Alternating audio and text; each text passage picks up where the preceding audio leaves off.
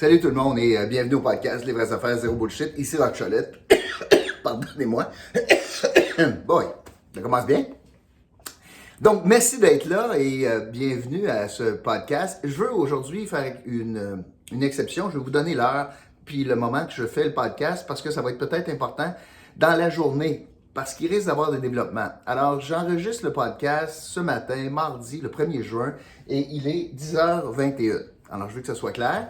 Et je veux vous parler du monde municipal aujourd'hui concernant une annonce, ou en tout cas un article important dans le journal Le Droit de Mathieu Bélanger qui parle d'une candidature de mon ancien collègue, une candidature possible de mon ancien collègue Mario Aubé comme candidat aux élections municipales, candidat indépendant aux élections municipales de novembre prochain. Mais juste avant, je veux vous demander de liker le podcast, de le partager. Je veux vous demander également de me faire part de vos commentaires, d'écrire l'indice du jour que je vais vous donner dans la section commentaires pour que vous puissiez gagner 100$ qu'on fait tirer dimanche. Et cette semaine, notre commanditaire, c'est nous-mêmes. Je vais vous parler des nouveaux produits, les produits dérivés du podcast Les vraies affaires zéro bullshit. On a une gamme étendue de produits à notre effigie.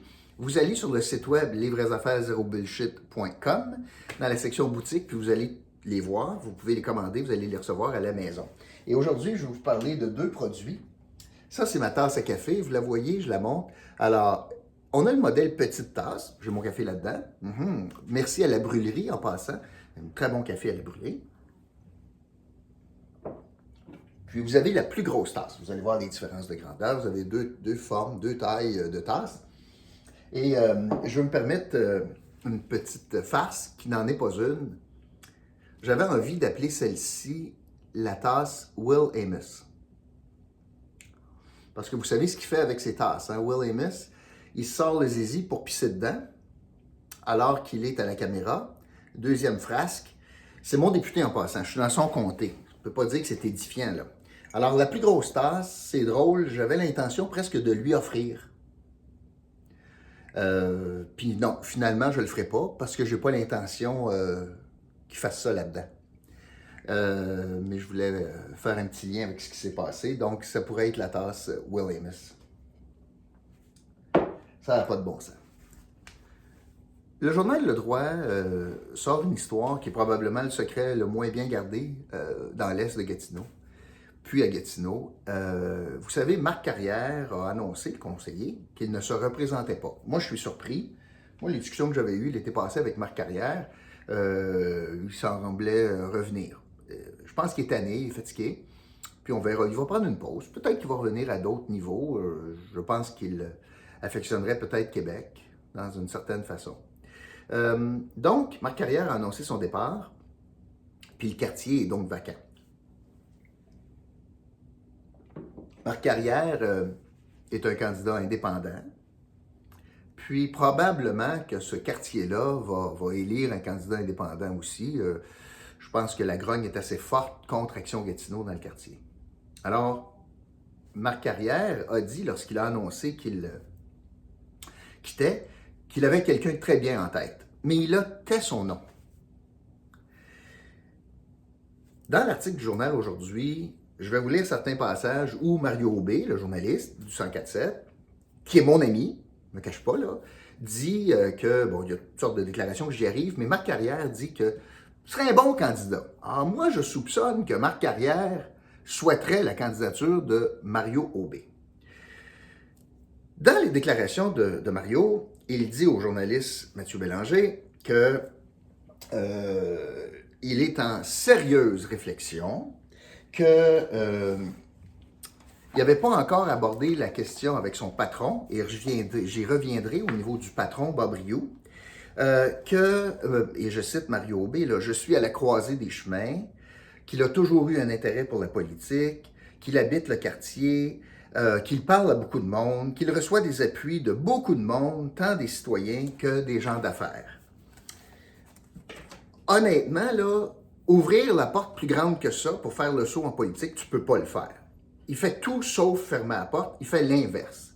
Alors, il met la table pour une annonce, puis dans le fond, il ne voulait pas dire à Mathieu Bélanger, oui, je serai candidat, parce que c'est pas de même que tu fais ça. quand un journaliste t'appelle sur le fly de même puis te prend une culotte baissée. Alors, il est pogné à dire une demi-vérité. Il est obligé de dire je ne ferme pas la porte, ça m'intéresse, mais je ne l'annonce pas tout de suite. C'est ça qu'il a fait. De cette façon-là, politiquement, c'est assez habile. Il ne se fera jamais dire voyons, il y a 2 semaines, tu as dit que tu n'y allais pas. J'ai dit politiquement. Alors, confronté donc par le journaliste Bélanger, Mario Aubé se garde toutes les portes grandes ouvertes pour annoncer une candidature. Puis en réaction à cet article, Marc Carrière dit il serait bien bon. Écoute, 1 + 1, dans mon livre à moi, ça fait 2. Alors, le dauphin dont Marc Carrière parlait, c'est fort probablement Mario Aubé. Le problème, c'est un problème d'éthique majeur. Parce qu'une fois que tu as dit ça comme journaliste, après ça, ce matin, il était en ondes au 104.7. J'ai dit ce matin. On verra pour la suite des choses. Mais ça a-tu du bon sens, le manque de jugement éthique de Bob Rio?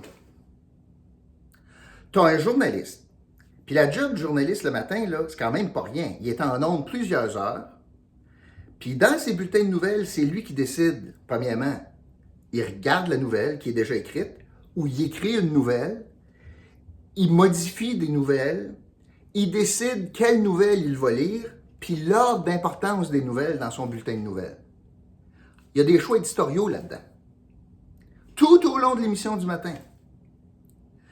Alors, le grand boss, Bob Rio, lui, dans son jugement éthique, dit « Ah, il n'y a pas de problème. J'ai quelqu'un qui dit « J'ouvre grande la porte pour être candidat aux élections municipales, puis il laisse faire des bulletins de nouvelles le matin. » D'après vous autres, là, je vais vous donner des exemples. Puis ça va être du parallèle. Et pensez à ça, là. Si Paul Arcand, demain matin, disait « Je réfléchis d'être candidat pour la CAQ. » Combien de temps pensez-vous qu'il restera en ondes à Montréal? Si Pierre Bruno disait, qui est journaliste, parce que là, vous allez me dire, Arcand, ouais, c'est un animateur. Si Pierre Bruno disait, ouais, je réfléchis d'être candidat pour le PQ au prochain ou à la mairie de Montréal. Je réfléchis pour, ouais, peut-être je vais me présenter à la mairie. Écoute, j'ai parlé à bien du monde, j'ai beaucoup d'appui, j'ai toujours voulu faire ça, ou je suis à la croisée des chemins, et j'ai toujours eu un intérêt pour la politique, j'habite Montréal, je reprends les mêmes phrases. Combien de temps pensez-vous que Pierre Bruno resterait à la tête du journal, du téléjournal de TVA et de LCN? Continuons. Louis Lacroix, qui est le journaliste du réseau Cogeco, qui couvre l'Assemblée nationale. Si un jour, Louis Lacroix, le matin, disait dans le journal « Moi, je pense sérieusement être candidat pour Québec solidaire », pensez-vous vraiment que Cogeco laisserait Louis Lacroix couvrir la politique provinciale? Ben non, il serait en conflit total. Pensez-vous que si j'avais dit « Je réfléchis à la mairie de Gatineau », je serais resté en ondes très longtemps? Ben non. Ah là, ça aurait été tout de suite. Est-ce que tu ne peux pas faire ça? Parce que tu n'as plus l'indépendance. Il faut que le monde médiatique jouisse d'une indépendance, mais le projette. Là, imaginez, Mario Aubé reçoit un communiqué un matin qu'il y a un candidat indépendant dans la maçon qui veut s'annoncer. Pensez-vous que Mario n'est pas pogné? Je lis-tu la nouvelle? Je fais-tu la nouvelle? Je la fais pas? Pensez à Action Gatineau. Action Gatineau qui va annoncer un candidat dans ce quartier-là. C'est Mario Aubé qui va lire la nouvelle. Comme ça n'a pas de bon sens. Ça ne veut pas dire qu'il faut qu'il perde sa job, pas pantoute. Ça ne veut pas dire qu'il faut qu'il soit en sans-solde parce qu'il réfléchit. Mais ce que je dis, c'est qu'il ne peut pas être à l'antenne. Il faut se faire d'autres choses. Parce que ça n'a pas de bon sens au niveau éthique. Mais le jugement éthique de Bob Rio, on repassera. Je l'ai vécu pendant 10 ans. Notamment un épisode. Puis je veux vous la raconter. Quand j'ai décidé d'être en couple avec Stéphanie, elle est ministre régionale. Moi, je couvre l'actualité régionale. Je dis à mes patrons, je veux dire aux auditeurs que je suis en couple avec cette fille-là, cette femme-là, elle est ministre responsable de l'Outaouais, puis c'est pour ça que je ne l'aurai pas en entrevue. Je ne la prendrai pas en entrevue, c'est ma conjointe. Mais je veux le dire. Jugement éthique de Bob Rio, il m'a refusé de le dire. Il m'a dit, je ne veux pas que tu dises ça en nom. Je dis, voyons, non, je ne veux pas que tu le dises. Garde ça caché pour les auditeurs. Et ça a pris un article de Mathieu Bélanger pour que ça sorte. J'étais hors de moi. Tout ça pour protéger quelque chose à Montréal. Alors, le jugement éthique et Bob Rio, ça fait pas bon ménage. Puis c'est encore une preuve aujourd'hui. Maintenant, est-ce que ça serait un bon candidat? Moi, je vous dis que oui. Je pense que oui. Puis est-ce qu'il est à blâmer dans l'histoire présentement? Pas vraiment. Lui, il dit, j'ai réfléchi, il a été honnête. Mais une fois que tu as dit ça, ton patron ne peut plus te laisser en onde, ça n'a pas de bon sens. Ici, la transparence va de soi, là. Fait que moi, je suis amèrement déçu de voir que le 104.7 joue dans un film comme ça. Je ne peux pas croire que le code d'éthique de Cogeco permet ça. Jamais il permettrait à Louis Lacroix de dire « Oh, je réfléchis d'être candidat » puis quand même couvrir l'Assemblée nationale. Pourquoi c'est du deux poids, deux mesures?